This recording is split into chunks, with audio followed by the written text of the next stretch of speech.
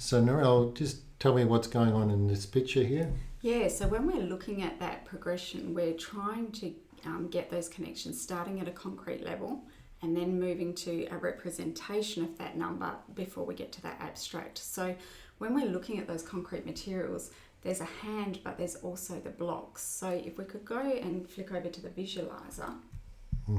Yeah. Yeah. So before we use a manipulative like bond blocks, prior to this, students need to have used items and materials that can be counted with that one-to-one correspondence for each part in between. What's really neat there is those, they line up in the... Yeah, it's not an accident. Yeah, okay, yeah. Yeah, and that's exactly what we want to do, is get those connections between the two. Now, so just a question here. So in here, obviously I can count. Yeah, and here, there's less, you don't have that cue. That's right, the scaffolding's being taken away, but you've still got the length as a cue and a written number.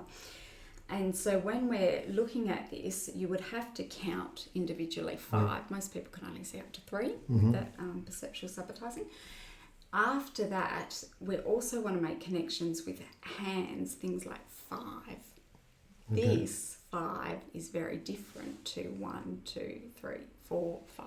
Okay, so just slow that down. Explain again what you just said. Yeah. So when you use, this is the one-to-one correspondence counting, and a lot of children are very practiced in using their fingers with one-to-one correspondence counting.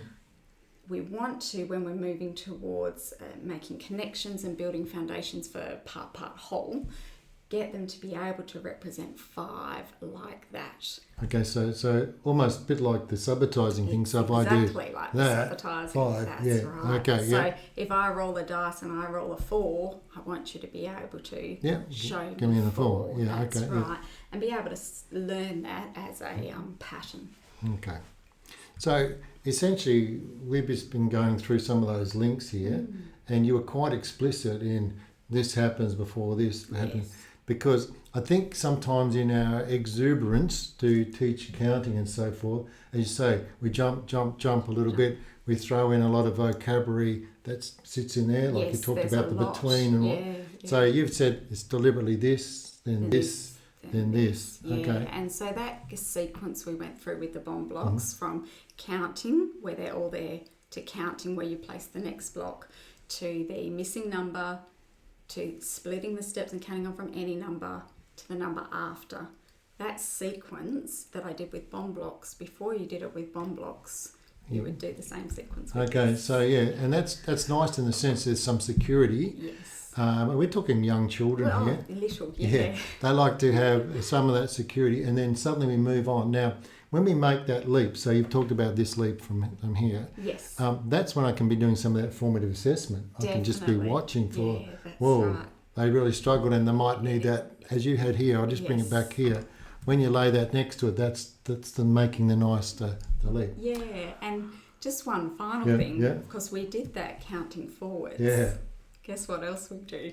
Backwards. We do it counting backwards, that's right. And look, maybe that's the subject of another video. That sounds great. Look, thanks, Narelle. Thanks for just sort of putting it in a bit. And I noticed you used the magnetic ones on there so they didn't slip around. Yeah. Because I see when little children play, sometimes they move things and whatnot. So. Yeah, and just another, on that with the magnetic, as a scaffold, you can always get a permanent marker and draw the steps as an outline, and that can be another scaffold. The permanent marker doesn't rub off unless you trace over it with a whiteboard marker. Okay, sounds good. Good idea, Narelle. Thank you very much for your time. Pleasure. Bye.